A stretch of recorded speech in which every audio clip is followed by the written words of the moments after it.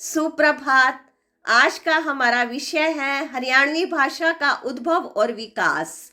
इससे पहले हम भाषा से संबंधित 2 वीडियो भेज चुके हैं। भाषा का अर्थ, परिभाषा, स्वरूप और भाषा के विविध रूपों की विस्तार पूर्वक चर्चा की है। हरियाणवी भाषा के उद्भव और विकास के भाग 1 में कुछ अंश प्रस्तुत किए थे। आज इसके दूसरे भाग में हम विस्तार पूर्वक चर्चा करेंगे। जैसा कि हम जानते हैं, मानव एक सामाजिक प्राणी है। वो अपने विचारों और भावों को भाषा के माध्यम से अभिव्यक्त करता है। एक बच्चा जब जन्म लेता है तो वो अपने माँ की गोद में इर्द गिर्द बोली जाने वाली बोली को सुनता है और उसी को ही सीखता जाता है। जिन बोली के शब्दों को वो समझता है, सुनता है, वो एक बोली के रूप में प्रसारित होती है। एक क्षेत्र विशेष में बोली जाने वाली आम बोलचाल की भाषा बोली कहलाती है। एक क्षेत्र विशेष की भाषा यानी भाषा के पद पर अभी वो स्थापित नहीं होती है, बोली के रूप में होती है, जो जन सामान्य की साधारण बोली होती है। आसपास के विभिन्न क्षेत्रों में बोली जाने वाली बोलियां जब शोध को प्राप्त होती हैं, उनमें कुछ शोध कर दिया जाता है तो वो उपबोली के रूप में प्रचलित हो जाती हैं। विभिन्न क्षेत्रों में बोली जाने वाली बोलियां जब एकत्रित हो जाती हैं तो वो एक उपभाषा के रूप में प्रस्तुत होती हैं। इसके बाद जब उनमें साहित्यिक रचना होने लगती है, व्याकरण का सहयोग प्राप्त करके उसमें जब शोध हो जाता है, उसमें से अशुद्धियां निकाल दी जाती हैं, तो वो भाषा के पद पर प्रतिष्ठित हो जाती है। तो सबसे पहले होती है आम बोलचाल की बोली, फिर वो उपबोली के रूप में आती है, फिर वो भाषा के रूप में प्रस्तुत होती है जब उसमें साहित्यिक रचनाएं होने लगती हैं, अर्थात उसमें साहित्य लिखना शुरू हो जाता है। तो पूरे संसार में हजारों प्रकार की भाषाएं बोली जाती हैं और अनेक प्रकार की बोलियां बोली जाती हैं। अगर हम इन भाषाओं का मूल स्वरूप देखें तो सबसे पहला प्रारंभिक मूल स्वरूप है भारतीय आर्य भाषा। भारतीय आर्य भाषा सबसे प्राचीन स्वरूप है।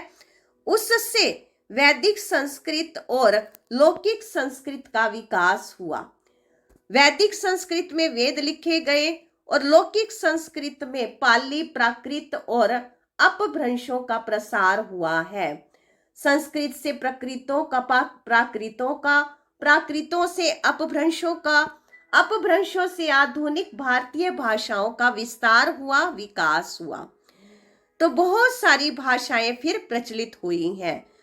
लोकतंत्रात्मक गणराज्य स्वतंत्र भारत में अनेक राज्य हैं।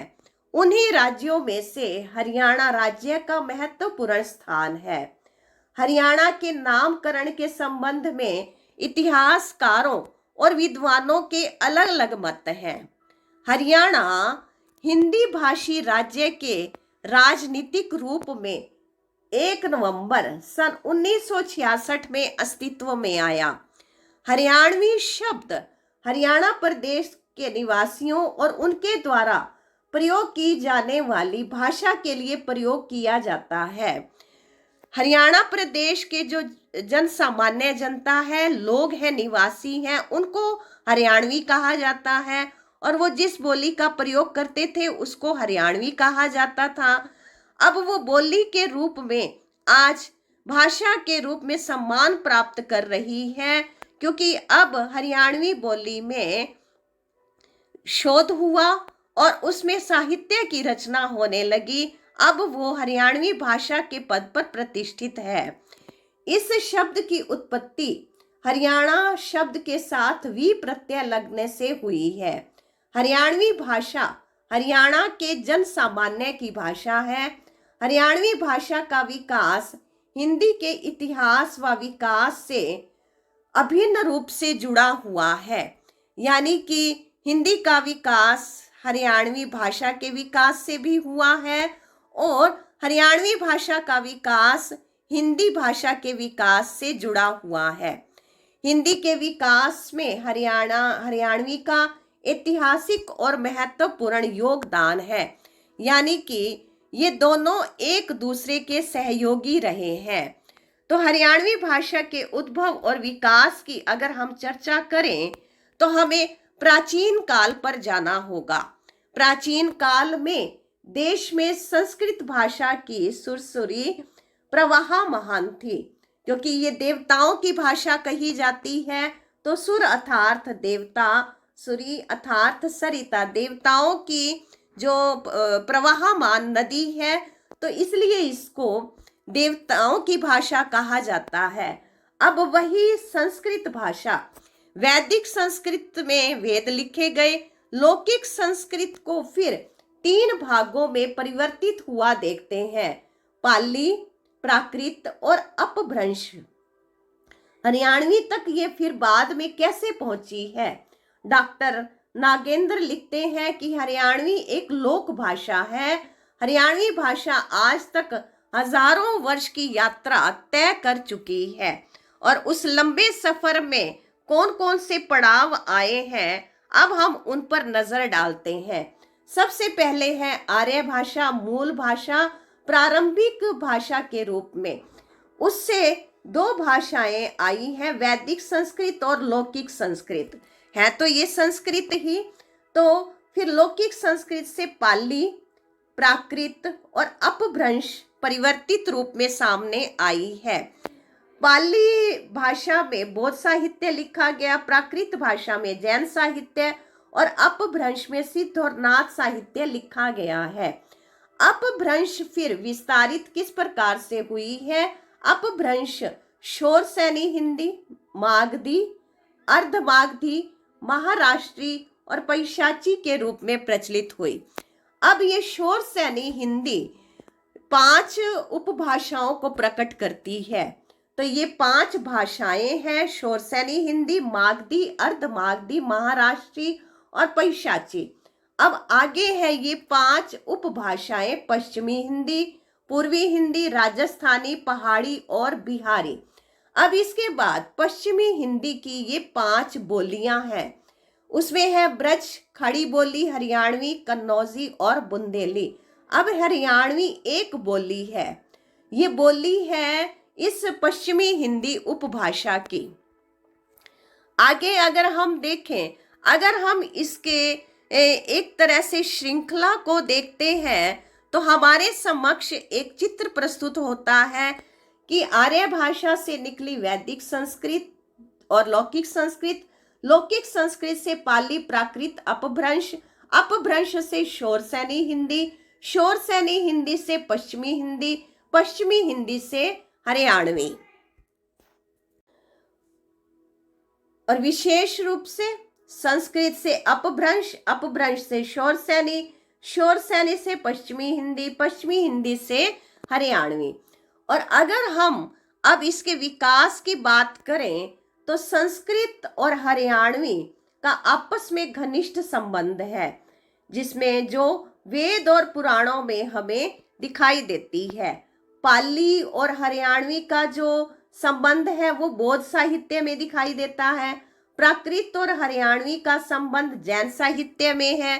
अपभ्रंश और हरियाणवी का संबंध सिद्ध व नाथ साहित्य में प्रचलित है। हरियाणवी भाषा पर संस्कृत, पाली और अपभ्रंश भाषाओं का प्रभाव रहा है। पश्चिमी हिंदी उपभाषा का विकास विद्वानों ने शोरसैनी से माना है। तो पहले शोरसैनी आई, फिर उससे जो आगे उपभाषाएं निकली हैं, उपबोलियां निकली हैं, वो है पश्चिमी हिंदी। पश्चिमी हिंदी से फिर है हरियाणवी। तो यहाँ हमने देखा कि अपभ्रंश से निकली है शोरसैनी, शोरसैनी से पश्चिमी हिंदी, पश्चिमी हिंदी से हरियाणवी। फिर आगे हम देख लेते हैं कि शोरसैनी जो शोरसैनी भाषा है उससे निकली है उपभाषा पश्चिमी हिंदी, जो प्राकृत भाषा के प्रचलन के समय एक क्षेत्र की बोली थी। हरियाणवी भाषा वर्तमान में पश्चिमी हिंदी उपभाषा की 5 बोलियों में से एक प्रमुख बोली है जो बड़ी ही ओजस्वी और पौरुष प्रधान है, और यह वीर रस के वर्णन के लिए विशेष रूप से उपयुक्त है। इसकी प्रमुख विशेषता ये है कि ये स्पष्टवादिता के गुण से युक्त है, इसमें निष्कपटता है, ये स्पष्ट बोलने में एक तरह से प्रचलित है। अतः हरियाणवी भाषा का विकास शोर सैनी से माना जाता है। पद्य एवं गद्य दोनों ही विधाओं में हरियाणवी भाषा की गति प्रचलित है, क्योंकि हरियाणवी भाषा गद्य और पद्य दोनों रूप में विकास को प्राप्त हो रही है, विकसित होती जा रही है। अगर हम अब हरियाणवी भाषा के विकास की यात्रा को देखें तो लोक साहित्य में जो हरियाणवी भाषा का योगदान है वो इस तरह से है, क्योंकि एक बोली भाषा के पद पर तब स्थापित होती है जब उसमें साहित्य लिखा जाने लगता है। तो लोक साहित्य में हरियाणवी भाषा किस तरह से अपना कार्य कर रही है। लोक साहित्य को अंग्रेजी के फोक लिटरेचर का पर्यायवाची माना जाता है। लोक साहित्य का विभाजन 2 श्रेणियों में किया गया है, दृश्य और श्रव्य। भारत की लगभग सभी भाषाएं लोक साहित्य की दृष्टि से अत्यंत संपन्न है। किसी भी भाषा के विकास में उसके लोक साहित्य के योगदान अवश्य ही रहता है, चाहे पंजाबी, संस्कृत, हिंदी, इंग्लिश, तो उसके साहित्य का विशेष सपोर्ट उसको मिलता है। यह बात हरियाणवी भाषा पर भी लागू होती है। हरियाणवी भाषा की विकास यात्रा में इसके लोक साहित्य का महत्वपूर्ण योगदान है। हरियाणा में हिंदी साहित्य के भक्ति काल, रीति काल, आधुनिक काल के समानांतर हरियाणवी भाषा में साहित्य का सृजन हुआ, कि जैसे जैसे भक्ति काल, रीति काल, आधुनिक काल में साहित्य लिखा जा रहा था, उसी के साथ ही हरियाणवी भाषा का साहित्य भी लिखा जा रहा था। इस प्रकार की साहित्य रचना से भी हरियाणवी भाषा का विकास क्रम आगे बढ़ा। हरियाणा की मिट्टी के कण कण में लोक साहित्य की धूप का विस्तार है, यानी कि लोक साहित्य ने हरियाणवी भाषा को भाषा के पद पर स्थापित करने में अपने महत्वपूर्ण भूमिका निभाई है। आगे है लोकगीतों का योगदान। लोकगीत मानव के हृदय के सहज उद्गार होते हैं, कि गीत सबको पसंद होते हैं, हृदय से निकलते हैं, मन के भाव गीतों के रूप में प्रकट होते हैं। यह एक ऐसी कला है जो अपनी गूंज से जीवन को गतिमान रखती है और जीवन को सत्यम शिवम सुंदरम से ओतप्रोत करती है। लोक गीतों को विभिन्न पर्वों, विवाह, शादी, ऋतु परिवर्तन के अवसर पर नारियों द्वारा गाया जाता है। ग्रामीण क्षेत्रों में हम देखते हैं जब कोई भी उत्सव होते हैं, त्योहार होते हैं, विवाह के अवसर पर, और जब ऋतु परिवर्तन यानी बसंत है या सावन मास है, तो उस समय नारियों के द्वारा, ग्रामीण नारियों के द्वारा वो लोक गीत आपस में इकट्ठे बैठ करके बोले जाते हैं। हरियाणवी भाषा की विकास यात्रा में लोक गीतों का सदा ही महान योगदान रहा है। ऋतु संबंधी गीत हैं, संस्कार के गीत, सांस्कृतिक गीत, कृषि, दिनचर्या के गीत, भक्ति, नीति संबंधित गीत, देश प्रेम संबंधित गीत, बाल गीत, विविध गीत आदि भाषा के विकास में अपनी महत्वपूर्ण भूमिका निभाते हैं। ये लोक गीत लोक रंजन भी करते हैं और लोक मंगल के महत्वपूर्ण आयाम है। इन गीतों के माध्यम से मनोरंजन भी होता है और साथ में लोक मंगल की शुभकामनाएं भी इन गीतों के द्वारा की जाती हैं। आगे है लोक कथाओं का योगदान। लोक कथाओं की परंपरा मानव जाति के आदिकाल से ही प्राप्त होती है। लोक वार्ताएं, लोक गाथाएं, लोक कथाएं जीवन को आश्रय प्रदान करती है, जीवन को शिक्षा प्रदान करती है। भूला भटका मानव इन कथाओं से ही प्रकाश और ऊर्जा प्राप्त करता है। लोक कथाएं हताश को, एक निराश मानव को हिम्मत प्रदान करती हैं, उत्साह देती हैं। गिरे हुए मानव को उठाने के लिए ये लोक कथाएं महत्वपूर्ण योगदान देती हैं।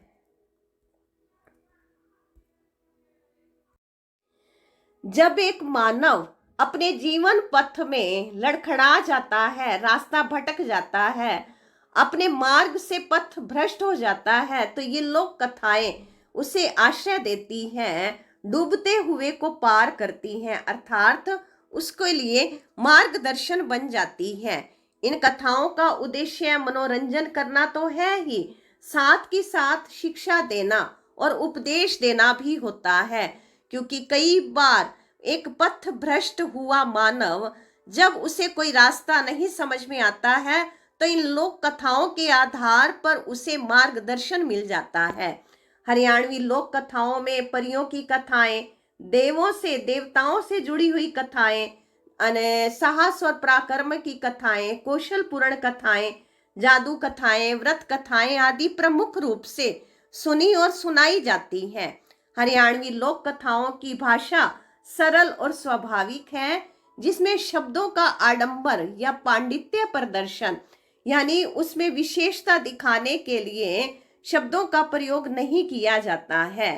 नेक्स्ट पॉइंट है लोक सुभाषितों व सूक्तियों का योगदान। एक भाषा के प्रचार प्रसार में, यानी कि भाषा को सम्मान दिलाने के लिए उसमें अनेक सारे जैसे लोकोक्तियों का निर्माण किया जाता है। उसमें सुंदर उक्तियां बना दी जाती हैं, जिससे मानव कल्याण हो, समाज का कल्याण हो, और वो समाज के लिए एक मार्गदर्शक के रूप में उपस्थित हो। सुभाषित का अर्थ है सुंदर उक्ति। लोक सुभाषित लोक जीवन के दीपक होते हैं, यानी कि वो जीवन के अंधकार में रास्ता दिखाने वाले, जीवन को रोशन करने वाले दीपक होते हैं। ये उक्तियां, लोकोक्तियां या इन मुहावरे लोकोक्तियों का सहारा लेकर किसी का भी मार्गदर्शन किया जाता है, जिनसे समाज प्रकाश ग्रहण करता है। सुभाषित आदर्श वाक्य होते हैं, जो समाज के दीर्घकालीन इतिहास की देन होते हैं। इन्हें सूक्तियां भी कहा जाता है। हरियाणवी लोक भाषा में सुभाषितों का भंडार है। सुभाषित यानी सुंदर वाणी का, श्रेष्ठ वाणी, श्रेष्ठ वाक्यों का भंडार है। पढ़ने व सुनने वाले दोनों ही आनंदित होते हैं। लोक सुभाषितों के अंतर्गत आने वाली हरियाणवी सूक्तियों, बालकों को सूझबूझ देने वाली हरियाणवी भाषा की विकास यात्रा में अपनी महत्वपूर्ण भूमिका निभाती हैं। वास्तव में ये सूक्तियां अनुभव युक्त होती हैं, जो ज्ञान का परिचय देती हैं। इनका हरियाणवी लोक साहित्य में महत्वपूर्ण योगदान है कि जो भी ये सूक्तियां लिखी गई हैं, लोकोक्तियां लिखी गई हैं हरियाणवी में, वो हरियाणवी बोली को भाषा के पद पर सम्मान दिला रही हैं। आगे है महत्वपूर्ण मुहावरों और लोकोक्तियों का योगदान। मुहावरे और लोकोक्तियां किसी भाषा की संजीवनी शक्ति होती है। मूलतः मुहाविर अरबी भाषा का शब्द है। बोलचाल की भाषा में इसे मुहावरा कहते हैं। इसका शाब्दिक अर्थ है अभ्यास, परस्पर बातचीत, सवाल जवाब करना। लोकोक्ति लोक साहित्य का महत्वपूर्ण अंग है। हरियाणवी समाज में लोकोक्तियां कि जो समाज में प्रचलित होती हैं, ये कहावतें कहलाती हैं, जो कहावत बनी हुई होती है। तो इन कहावतों का बहुत प्रचलन होता है। ये एक बोली से दूसरी बोली तक और एक भाषा से दूसरी भाषा में प्रवेश करती हैं, और वो दूसरी भाषाओं का भी अंग बन जाती हैं। यानी उस भाषा में भी दूसरी बोली या दूसरी बोली की लोकोक्ति को सम्मान मिलने लग जाता है। हरियाणवी लोक भाषा में मुहावरे और लोकोक्तियों का भंडार है, अंबार लगा हुआ है। फिर है कि कोई भी भाषा जब विकास के पथ पर चलती है, तो उसमें भजनों का भी योगदान होता है।